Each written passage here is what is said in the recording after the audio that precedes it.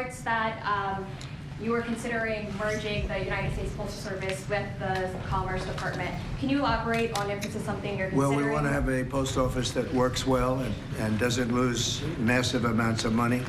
And we're thinking about doing that, and it'll be a form of a merger, but it'll remain the Postal Service, and I think it'll operate a lot better than it has been over the years. It's been just a tremendous loser for this country. Tremendous amounts of money are being lost, and we think we can do something that'll be very good and keep it a very similar way, but whether it's a merger or just using some of the very talented people that we have elsewhere so it doesn't lose so much. It's losing a tremendous amount of money. Mr. President, some members of Congress in red districts are facing pushback from voters in town halls. We know that Americans voted for you on the immigration and the economy, but these voters say they're angry and frustrated by these firings. They don't like the work of Elon Musk and these other actions. What do you say to them? Who do you work for? I work for ABC News, sir. Who? ABC News. No wonder. Let me just tell you that I have today the highest poll numbers I've ever had. I have today the highest poll numbers of any Republican president ever. We haven't even checked the Democrats, but that's what I was just told. And they like the job that we're doing. They like the job that Elon's doing. He's doing something that a lot of people wouldn't have the courage to do. We want to streamline our country. We want to streamline, because you know why? Because we want our country to survive and thrive. And we're finding billions and billions of dollars of waste, fraud, and abuse. Billions, and I mean numbers like you wouldn't believe, and we haven't even started yet.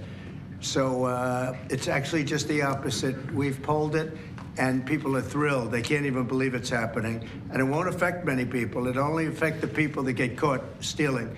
The waste, fraud, and abuse is at a level like nobody's ever seen. It's been going on for years. And all you have to do is look at the Social Security rolls, look at some of the things, look at where the money is going. The Attorney General's looking into something, environmental protection, $20 billion.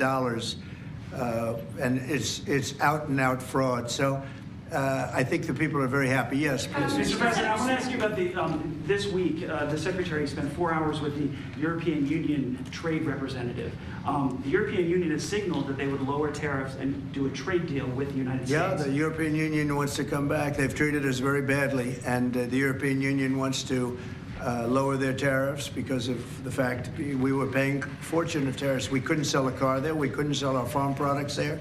They wouldn't take anything. Now all of a sudden they're being very nice, and that's going to happen with a lot of others too. The European Union is wanting to lower its barriers at very low levels. They want to now bring their car number, which was extremely high, down to 2.5%, which is the same thing that we charge. That's reciprocal. See, that's what is happening, reciprocal. And I think it's a big start in the right direction with the European Union. You called President Zelensky of Ukraine a dictator. Do you think that President Putin of Russia is also a dictator? I think that President Putin and President Zelensky are going to have to get together, because you know what? We want to stop killing millions of people. You have young soldiers being killed. If you saw the pictures that I saw of the battlefield from satellite, you've never seen any pictures like that. Soldiers are being killed by the thousands a week, thousands of soldiers a week. As we speak, they're being killed. That's why I want to see a ceasefire, and I want to get the deal done. I think we have a chance to get the deal done. I had to make sure that Russia wanted to do it. It's a war that would have never happened if I was president, but it did happen. So I got stuck with it, and I want to stop people from being killed. You know, it doesn't affect the United States very much. It's on the other side of the ocean. It does affect Europe, and we've put in 3 times more money. We're in for $300 billion. They're in for $100 billion. And, you know, Europe is also doing it in the form of a loan. Biden just gave them money. There was no loan. There was no security. There was no anything. So we're going to either sign a deal, or there's going to be a lot of problems with them. So we're going to sign a deal to get security, because we have to do that. We're spending our treasure. They're spending their blood. They are. And they're very brave in every way you can imagine. But we are spending our treasure on a country that's very, very far away. And it's okay, but we have to be treated the same as Europe is being treated. Europe gets their money back. Europe is basically giving nothing, because they get it back in the form of a loan, and it's a guaranteed loan. we don't get our money back, and we're losing. I mean, we don't want to do that anymore. So we're signing an agreement, hopefully in the next fairly short period of time, that will assure us that we'll get $400 or $500 billion back. We're in there for $300 billion. Now, one other thing, Europe is at 100. We're at 300. We think it has to equalize. In other words, they have to come up with more money because it has a big effect in Europe. It doesn't have much of an effect on us because we have a big, beautiful ocean in between. But it does affect, and Biden should have never gotten us into this mess. We had an incompetent president who got us into a mess, but we're going to get you out of it. The same thing in the Middle East. We're going to have some good news in the Middle East. What happened yesterday, the sight of those babies was not acceptable to anybody. Nobody's seen anything like it. Mr. President, are you going to Moscow? There's a report out of France that you're going to Moscow on May 9th. No, I'm to not. join President Putin. I'm not. And then if I could, sir, just ask you about Kash Patel, who's going to be sworn in soon as your FBI director. Talk to us about your reaction to him getting sworn in and the fact that many agents across the country are concerned that they will be fired en masse for simply just doing their jobs. No, I think the agents are very happy about Kash. In fact, the agents led the charge for Kash. One of the reasons I loved Kash and wanted to put him in is because of the respect the agents had for him. I think he'll go down as the best ever at that position. And it turned out he was very easy to get approved. You know, I was not sure. He's a tough guy, strong guy. He has his opinions, and I wasn't sure. He turned out to be he went very smoothly. I don't know if he's in the room now. He's going to be in the room very shortly. Where is he? Oh, good. I'm saying the right thing. I have to be careful. I can't speak too badly about him. I better be careful. Now, you know what? I will say this about Kash, and Howard understands this. One of the reasons that I wanted him is because the agents love this guy and they respect this guy, and this is what they wanted. And even somebody like Trey Gowdy, who's a very good guy, but known as somewhat of a moderate person, he came out with a statement that was so incredible. He said, Kash is an incredible person. People don't realize it. When he said that, there was no doubt left. It was really a big statement made by somebody that's respected and on the moderate side. And I will tell you, I think Kash is going to go down as maybe the best ever when it's all said and done. So I'm glad he's willing to do it. Thank you, Kash. Tim Cook a little bit more.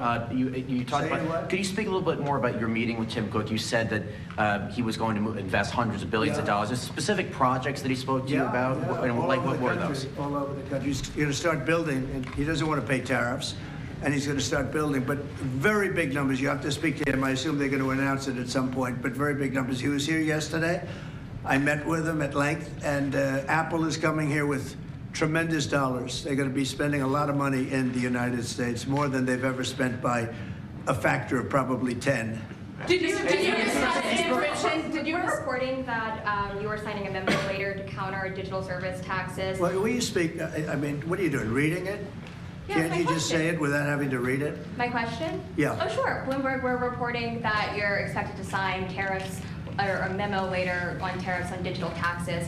Is there any idea how high you might go with We are going to be tariffs? doing that. Digital, what they're doing to us in other countries is terrible with digital, so we'll be announcing that. Are we signing it maybe today? Today. How high And we'll talk about that in a little while. You'll Couple be of here. minutes. Are you going to put the secretary in charge of the Postal Service? He's going to look at it. He's got a great business instinct, which is what we need. And he'll be looking at it, and we think we can turn it around. But it is the Postal Service. I mean, we're leaving the Postal Service, but we're losing so much money with the Postal Service, and we don't want to lose that kind of money. So the secretary and some others that have talent, that kind of talent, we'll be looking at. So how close are you to a minerals agreement with Ukraine, Mr. President?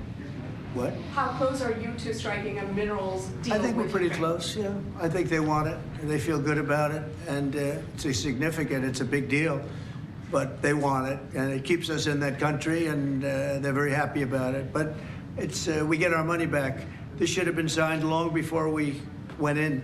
This should have been signed by Biden, but Biden didn't know too much about what he was doing. The war should have never happened, number one. When it did happen, it could have been settled the first week or 2 weeks. After that, it got bad. It got really bad. But it should have never happened, and it should have been settled, and it could have been settled very easily at the beginning. Now it's tougher, but we'll get it settled. Germany has elections elections on Sunday. What are your thoughts? What do you expect to happen in the elections on Sunday? Who has elections? Germany. Oh, Germany. I wish them luck. We got our own problems. Bye, everybody. Thank you very much. Thank you. Thank you, Russ. President Trump taking questions in the Oval Office after the swearing-in ceremony for Howard Lutnick there as Commerce Secretary. And we brought it to you right there on Live Now from Fox from the beginning all the way until the end. All right, next up, it is a busy Friday out in D.C. because coming up next, we are going to have Kash Patel being sworn in as FBI Director. Well, we are waiting on that to happen. Once that does, you will see it live right here on Live Now from Fox. We'll take a 2-minute break.